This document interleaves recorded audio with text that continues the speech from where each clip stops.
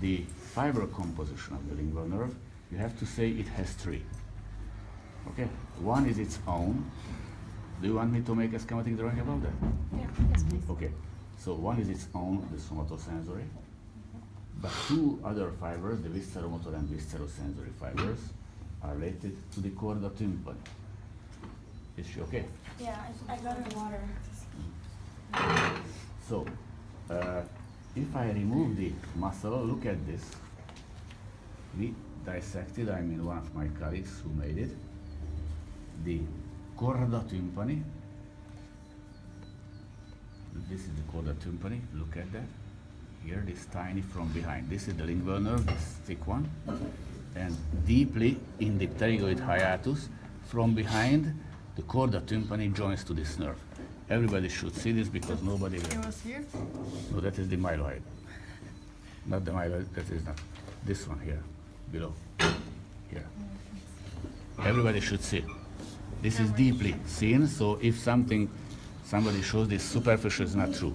So it is deeply in between the pterygoid muscles, okay? This is the chorda tympani, which joins to the lingual nerve from behind. Everybody could see this one.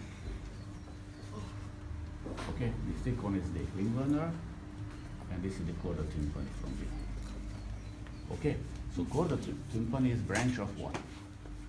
Facial nerve, and the visceromotor fibers to the glands originate from the facial nerve nuclear complex, from the superior salivatory or salivary nucleus, and then it joins to the lingual nerve, and then, sorry, this is lingual nerve, and then in the ganglion they form synapse, and then the postganglion fibers run to the gland or back, return to the lingual nerve to go to the tongue and lingual glands and the sublingual glands.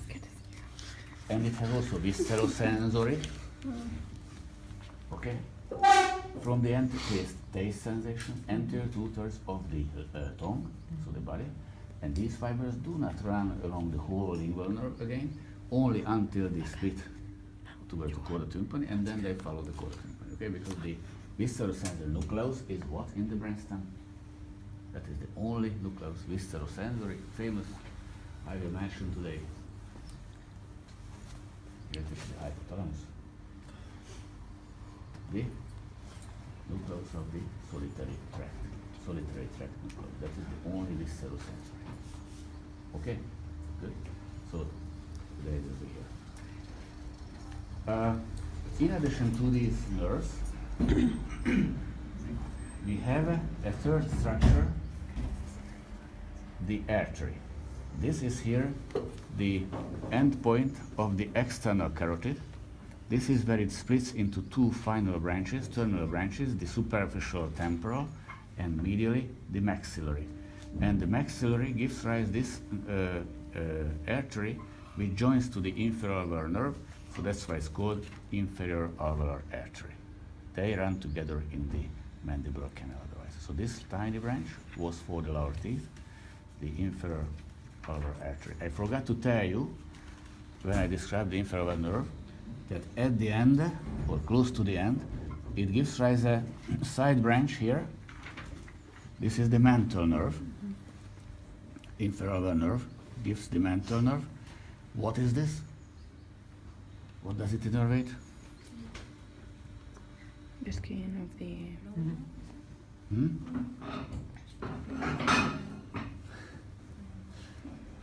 You want to make a trick? A trick. So not the muscles, as you can see. That's why it's misleading, because this is facial expression muscle innervated by the marginal mandibular branch of the facial nerve. So the mental nerve, that's why it's tricky, all very deep, but in spite of this, this is cutaneous nerve, so it innervates the corresponding skin. Okay, good. So the mental nerve, that's why I said here the inferior alveolar nerve has only sensory branches, not only from the lower teeth, but also from the skin over the mandible. Okay? Could you repeat which artery that runs in the hiatus? What In the structures? vertebral- Yeah, no, the artery. Which one? The which branch? inferior alveolar. In the hiatus. Yes. Okay. Okay. Some people otherwise describes the maxillary in the hiatus, but as you can see, doesn't pass through. So inferior artery is better. However, this is not either so precise, but if somebody wants an artery, you can say the inferior artery. If it's not good, then say the maxillary. Okay. Otherwise, the two nerves are correct. Okay. Now look at then the maxillary artery. This is the last topic what we have to describe. The maxillary artery is this.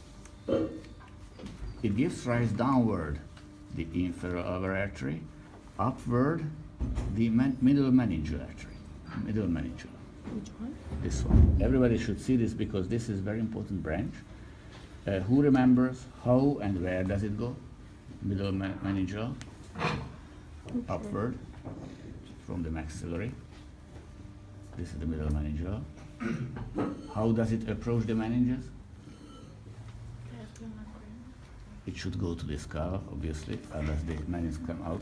So, and where does it enter the skull? Foramen spinosum. This runs to the foramen spinosum, exactly. And typically, I like to show you this special thing. Typically, it is surrounded by two parts as a loop of the auriculotemporal nerve. This is how you can recognize both. Okay, this is the auriculotemporal nerve, this, and it surrounds the artery with two parts. Look at this here. This is the middle artery, and around we have two parts of the auriculotemporal nerve. Okay, auriculotemporal nerve then runs to the parotid gland. It is already the parotid gland actually, from medial to lateral direction. Then it turns upward, in front of the ear to innervate the skin over the temporal region and partly the auricle. Okay, of course it has then other sensory parts for the temporomandibular joint, for the parotid, but it carries also postganglionic viscerals or fibers to the parotid gland. Are you okay? Good. All right. So, okay. So, the first artery again from the middle meningeal, how it seems to be the second, the inferior across middle meningeal, and then we may have some other arteries here. One is missing. The buccal was missing downward. Maybe this is the origin. Upward deep temporal can be mentioned, and here you can see an interesting branch. This one. Who can recognize this vessel according to the target?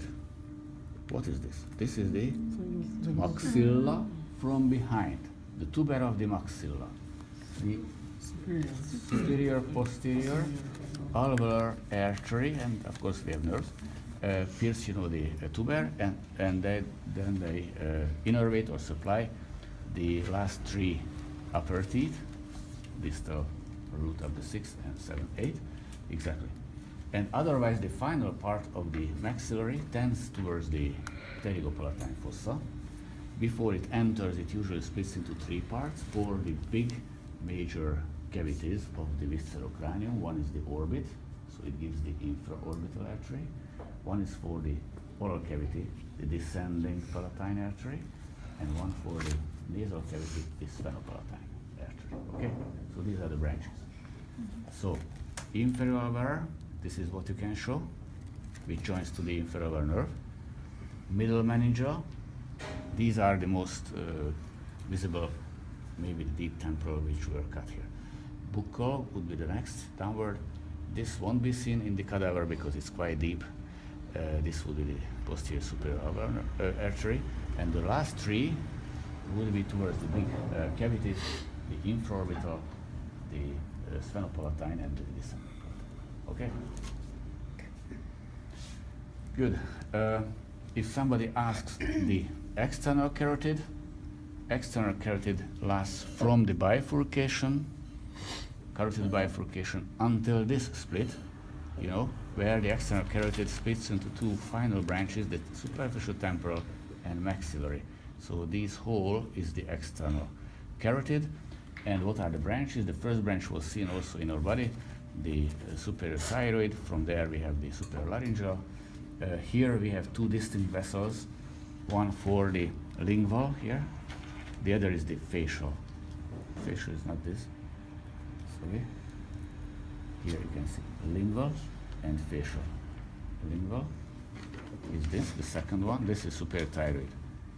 This is lingual, this is facial. If you remember, in our case, the lingual and facial came from a common trunk. These are also close to each other but separate. What we don't see is the ascending pharyngeal, it seems. And backward, we have the occipital artery, this one, occipital. It tends towards the mastoid process behind the ear. Basically, these are visible. In your textbook, you can find sternocleidomastoid artery, posterior auricular, we don't teach too much. And at the end, it splits into two final branches, maxillary and superficial temporal. Okay? The posterior meningeal is not seen. No, these are tiny. What do you Okay. call the endpoint of the character? What? The endpoint? So it starts from the Uh, character.